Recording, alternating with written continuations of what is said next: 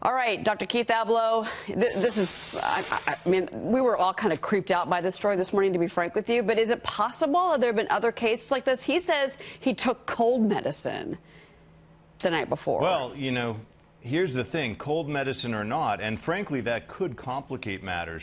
There are 8.4, the most comprehensive study shows 8.4 million Americans have sleptwalked at least once a year for some number of years. 8.4 million Americans. So it's fairly common.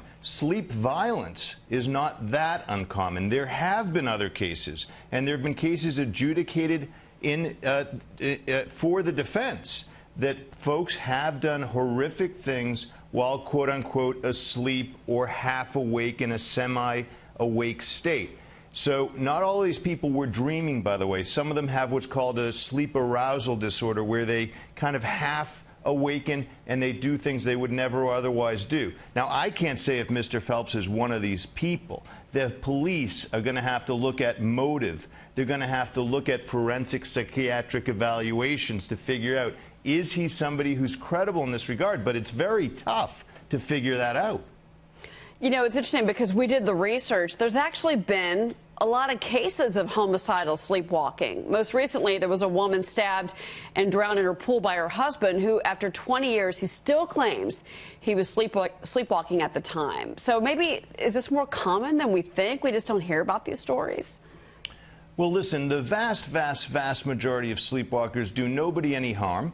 But when they look at cases of violence, it's often that somebody was there, if you will, by accident. People proximal to the scene who are unwittingly become part of a terrible dream state and play a role that they never wanted to play as victim. So yes, it's probably more common. And frankly, things like dextromethorphan, they can deposit people into an altered state. They can disrupt sleep patterns, and that isn't cold and cough medicine. Wow. And that could be involved here. Who knows? We'll have to see. I have to tell you, I have several friends, you know, really responsible adults who have told me stories of getting up and cooking breakfast in the middle of the night after taking Ambien, driving a car after taking Ambien. But I never would have thought cough medicine. Well, sure. Look, Ambien is a very famous culprit in this regard.